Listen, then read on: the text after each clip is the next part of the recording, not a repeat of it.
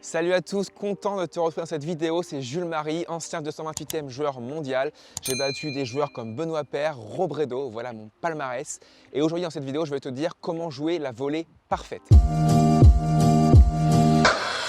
Alors, techniquement déjà, comment ça se passe la volée? Attitude d'attention dynamique, d'accord? Donc, main en dessous du niveau du tamis, d'accord? Bras semi-fléchis, relâchés, épaules basses. Jambes semi-fléchies aussi, un peu fléchies, un peu relâchées. Prise continentale, d'accord, donc pas marteau, pas semi-fermé mais continentale entre les deux. Voilà, on est ici. Main gauche qui est sur le cœur de la raquette qui va aider ensuite à la préparation du geste.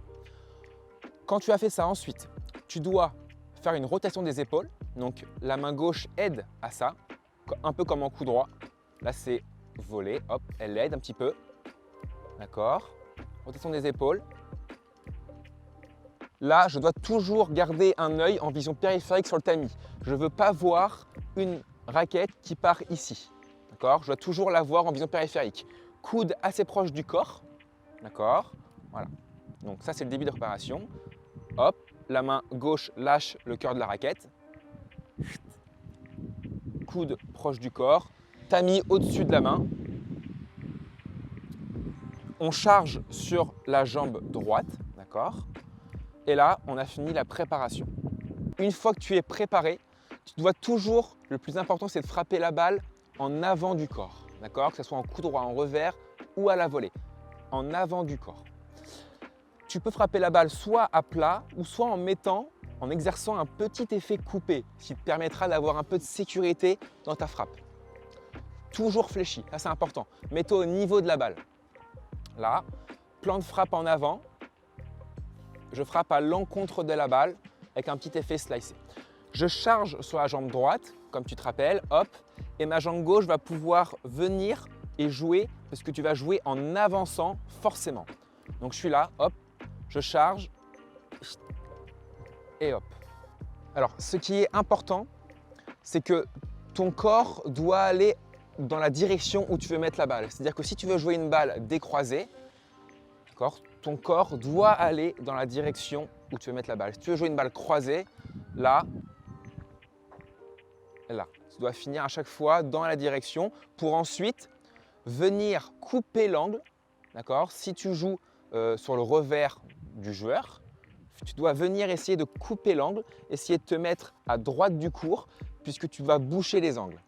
Pareil pour son coup droit. Si tu fais une volée sur son coup droit, tu dois boucher les angles et aller du côté gauche du court pour fermer aussi les angles. Ensuite, si tu as une volée basse à faire, il faut donc que tes jambes soient beaucoup plus fléchies. Ta prise peut changer, peut évoluer un peu. Tu peux ouvrir un peu la prise pour essayer d'ouvrir un peu le tamis et la tête de raquette pour relever un peu la balle, pour remonter un peu la balle. Pour ce qui est des volées hautes, tu peux maintenant, au lieu d'ouvrir la prise, tu peux la fermer un petit peu. Donc au lieu d'avoir une prise continentale, tu peux plus ou moins avoir une prise semi-fermée, d'accord? Pour pouvoir ici élever la raquette et finir pour claquer la volée, soit croisée, soit décroisée en fonction d'où est ton adversaire.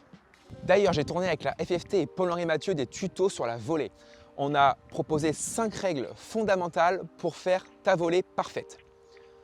Tout d'abord, attitude d'attention dynamique. D'accord? Donc je ne veux pas te voir statique et rester droit debout à la volée. Attitude d'attention dynamique. Ensuite, orientation des épaules. D'accord? Ensuite, présenter la raquette face à la balle, donc présenter le tamis face à la balle.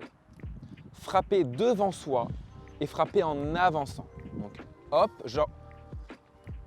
reprise d'appui, j'oriente, tamis à l'encontre de la balle, je frappe devant moi et j'avance en même temps. Voilà, donc ça ce sont les 5 règles fondamentales à faire pour ta volée parfaite. Maintenant, je vais te montrer la volée de revers. La volée de revers parfaite à faire. C'est pareil qu'en coup droit sur quelques points. Attitude d'attention dynamique, toujours, très important.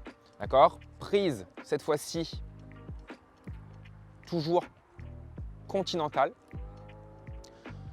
Main gauche qui va aider à l'orientation des épaules. Et là, jusqu'à la fin. Pas comme en coup droit où ça lâche au milieu. Là, jusqu'à la fin, ça vient ici. Toujours, je veux que ton tamis, tu le vois en vision périphérique. Il ne doit jamais aller derrière. Hop, j'oriente. Coude proche du corps. Je ne veux pas avoir un coude trop ici. Là, voilà. Ensuite, ton tamis doit aller à l'encontre de la balle. Pareil, je charge sur ma jambe gauche. Je joue devant moi, donc plan de frappe avancé. Je ne veux pas avoir un plan de frappe ici. Ça veut dire que tu es en retard. D'accord? Donc plan de frappe bien devant moi. Je regarde bien la balle. Tu peux aussi incruster un petit effet coupé pour avoir un peu de sécurité dans ta balle. Hop. Et ensuite, tu frappes en avant et en avançant. Et tu peux voir que je charge sur la jambe gauche et ma jambe droite va venir avancer aussi. Et tu peux faire 2-3 petits pas ensuite en avançant, en jouant dans la balle. Pour ce qui est des volées basses, tu peux donc du coup ouvrir un petit peu ta prise, voilà, bien fléchir pour essayer de remonter un peu la volée. Pour ce qui est des volées hautes, c'est assez dur, c'est pas un coup facile à jouer, c'est pas un coup où on s'entraîne à faire. Tu peux aussi fermer un peu ta prise et essayer de se matcher un petit peu, comme tu peux voir chez Roger notamment, il le fait très très bien. Essayer de se matcher un peu. C'est pas évident, il faut avoir le poignet assez ferme pour se matcher la balle.